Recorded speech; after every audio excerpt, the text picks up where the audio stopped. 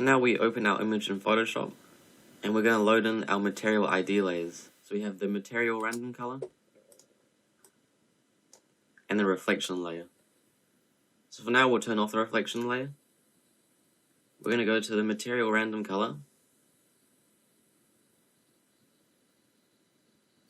We'll use magic wand to select the windows, go right click similar, make sure the tolerance is on 10, then we can hide this layer. So now we can go ahead and turn on a reflection layer, highlight it, press Ctrl C and Ctrl Shift V, and we can turn off the main reflection layer. Now we are left with just the reflection layer by itself. So you see we have just reflections. And what we're going to do is load in a background image. So you want to find the image of a city or whatever background you want. And we're going to load it in. And we'll place it behind the windows. And now we can press Ctrl and select our reflections layer. So we have just the windows selected. And then again press Ctrl C and Ctrl Shift V. And hide the back layer. So now we have just the city in the background.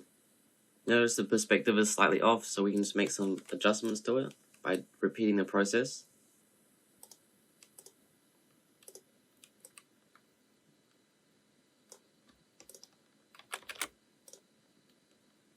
So there you go, we have a slightly better perspective. So we can delete the back layer.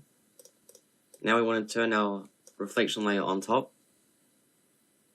And we switch the blend mode to screen. And then we can make some adjustments to the city layer on the background and slightly decrease the opacity.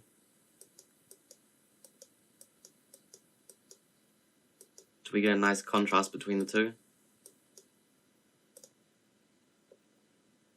And then once that's all done, we can go ahead and use our camera raw filter to make some final adjustments to our image. It always helps to make a copy of your adjustment layer. So if you want to make a blend of the original image and the adjusted layer, you can change the opacity between the two. We can increase the exposure slightly. We already have our white balance, but we can also do it within the filter here as well. Let's bring out some of the darker areas, so lighten up a bit.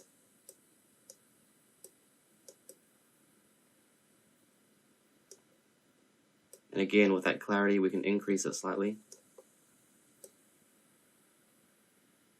So we made some small adjustments. So you can see there's our adjusted and then before and after. So we can turn the opacity down. So we have a blend between the two. And there we go, there's our final image.